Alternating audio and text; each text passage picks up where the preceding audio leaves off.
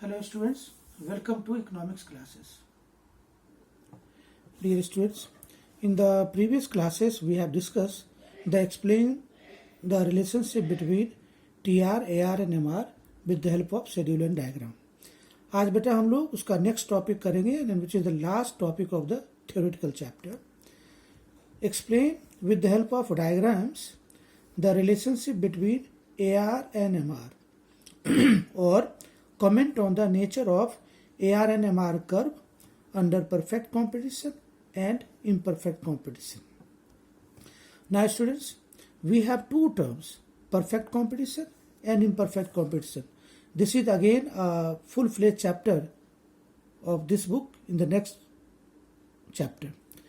Meanwhile, just I will give you the brief idea of perfect competition and imperfect competition. बेटा perfect competition में क्या होता है?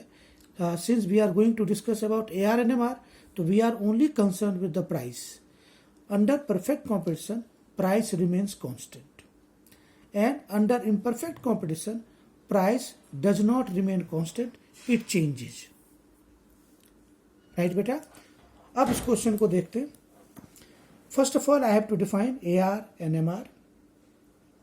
When AR is constant, MR is also constant, and AR becomes equal to MR. This happens under perfect competition when the industry is the price maker and a firm is the price taker. This all I will discuss while dealing with the perfect competition. A firm has to accept the price as given or fixed by the industry. At this price, a firm can sell any amount of the commodity. Hence, MR is equal to AR, that is price under perfect competition. Consequently, AR and MR curves coincides in a horizontal line parallel to OX axis as shown in the below diagram. अब बेटा loosely speaking मैंने आपको क्या बताया कि perfect competition में price constant रहता है और मुझे क्वेश्चन में क्या दिखाना है AR and MR curve under perfect competition. तो this can be explained nicely with the help of a schedule. अब बेटा देखो यूनिट्स 1, 2, 3, 4, 5 और AR जो हमारा प्राइस के इक्वल होता है 10, 10, 10, 10, 10. अगर मेरा प्राइस कांस्टेंट है तो this is the case of a perfect competition. और बेटा अब मैं TR निकाल लूंगा 1 into 10, 2 into 10, 3 into 10, 4 into 10, 5 into 10. ये बेटा क्या आ गया 10, 20, 30, 40, 50. और बेटा MR क्या होगा पहला TR पहला MR और डिफरेंस सब में डिफरेंस 10 आ गया. So beta, what I have noticed over here, AR is also constant, MR is also constant, price is also constant. So it is very simple to draw the diagram of AR and MR curve under perfect competition. ये बेटा unit sold है और ये revenue curve है तो it is a parallel to x axis AR equal to MR equal to price. Now students, we have to discuss the similar question AR and MR curve under imperfect competition और जिसमें बेटा price change होता है. तो बेटा मैं सबसे पहले इसके शेड्यूल को आपको डिस्कस कर दूं तो it would be easier to understand.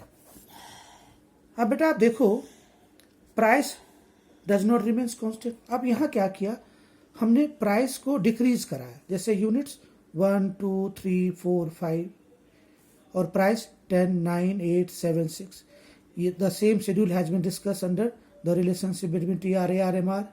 अब बेटा देखो AR तो TR निकाल दिया 10, 18, 24, 28, 30 और MR बेटा क्या होगा फिर 10, 8, 6, 4, 2. Now this is the case of imperfect competition when price decreases. और बेटा इसको अगर मैंने प्लॉट करना है यूनिट सोल्ड तो देखो बेटा AR also falls, MR also falls, but the rate of fall in MR is high, is more as compared to the rate of fall in AR. This was what the relationship of AR and MR under imperfect competition. अब दूसरा case क्या बेटा यहाँ AR fall हो रहा था. अब मैंने केस क्या करना है when AR rises, price rises 10, 11, 12, 13, 14. तो अब बेटा यूनिट्स देखो 1, 2, 3, 4, 5 AR which is equal to price तो 1 into 10, 2 into 11, 3 into 12, 4 into 13, 5 into 12. तो ये बेटा मेरा हो गया TR और मैंने एम आर निकाल लिया। अब बेटा क्या करना है, A R increases, M R also increases. तो यूनिट सोल में देखो बेटा अब क्या होगा, M R increases, A R also increases, it moves upward. But difference is that in the above case MR falls rapidly और इस केस में MR rises rapidly as compared to the AR. So beta, this was the very good questions. Draw AR and MR curve under perfect competition and monopoly. अब बेटा imperfect competition के 3 parts थे, monopoly, monopolistic and oligopoly. That I will discuss in the next chapter. Thank you.